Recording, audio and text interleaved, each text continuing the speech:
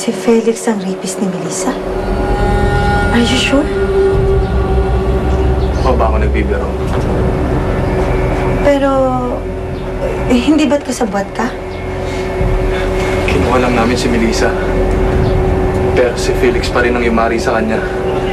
Kaya ibigay mo sa kanya ang telepono. Oops. I'm sorry, pero sa ngayon, hindi mo kontrol ang sitwasyon. Hindi ikaw, kundi ako. If I were you, sundin mo na lang ang gusto ko para hindi ka bumagsak sa preso.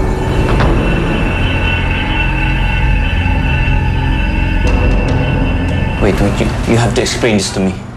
What do you mean di ako pwede mag-withdraw? 500,000 lang ang kailangan ko ilabas, Mr. Trinidad. I'm sorry, sir. In-update ni Doña Ofelia ang account. Ginawa ko niya itong end account. Kailangan natin ang signature niya sa lahat ng transactions ninyo. What? Bakit di niyo ako ini-inform? End or ang account namin. Dapat sinabihan niyo ako bago niyo binago yung account. Si Doña Ofelia ho ang principal account holder ng lahat ng accounts niyo. So may karapatan ho siyang baguhin ang lahat even without your signature or approval. I suggest you talk to her about this para magkaintindihan ho kayo. Thank you.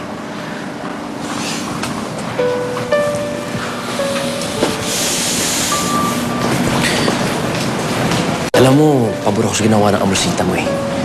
Para hindi na rin maubos yung pera niyo, kakabigay mo doon kay Brian. Hindi mo naintindihan, Kenneth. Delikado ang sekreto ko kay Brian. Paano i-tell Tita Ofelia? Malay mo matulungan ka niya. Hindi. Ako mismo mag-isa ang ayos ng problema kay Brian. Ano pwede makalam na totoo?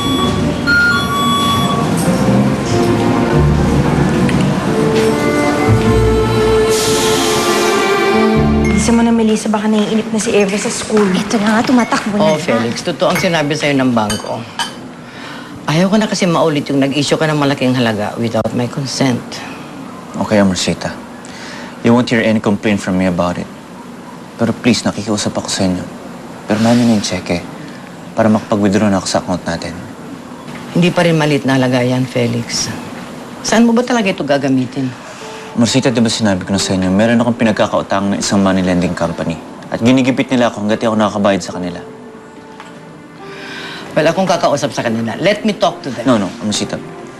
Let me handle it. Ako na mag-aayos nito. Okay, there's a check. Sigurado ka bang wala ka pa rin update tungkol sa rapist ni Melissa? Sigurado ako, Konsyal. Huwag ako kayong mag-alala. Kayong unang makakalam kapag may development na sa kaso. Oh. Saka unang dapat mong bigyan ng update, ha? Halos mataranta ang lahat sa paghahanap ng rapist ni Melissa. Including my very own husband. Samantalang kasama lang pala niya sa isang lugar. Eh, paano mo nasisiguradong totoo yung sinasabi ng Brian na yun? Eh, paano kung tinuturo niya lang si Felix para maabsuelto siya? Nakita naman natin kung paano napraning si Felix habang kausap yung Brian na yun. Hindi magkakaganon yun kung hindi malaking sikreto ang hawak nun. Hindi, I think nagsasabi ng totoo yung Brian na yun. Well, if it's true, sasabihin mo ba yan kay Melissa na si Felix ang rapist niya?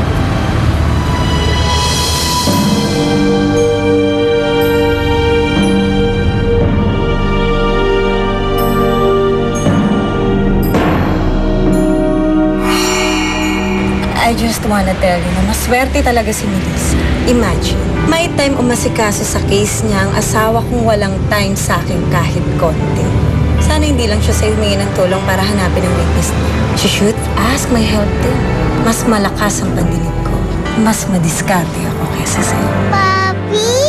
Gusto mo ba siyang makalaro? Pahiram ko muna siya sa'yo. Kung hindi ka pa nakapangasawa na may minahang ginto, hindi ka pa magiging laman ng isang cozy na resto na kagaya nito. Ipagsisigawan mo na naman ba ang nakaraan ko? Of course not! But I know something about you.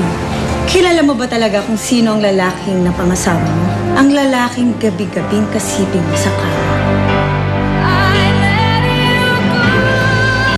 Nasaksihan ninyo ang kapanapanabik na eksena sa Broken Vow. Hatid sa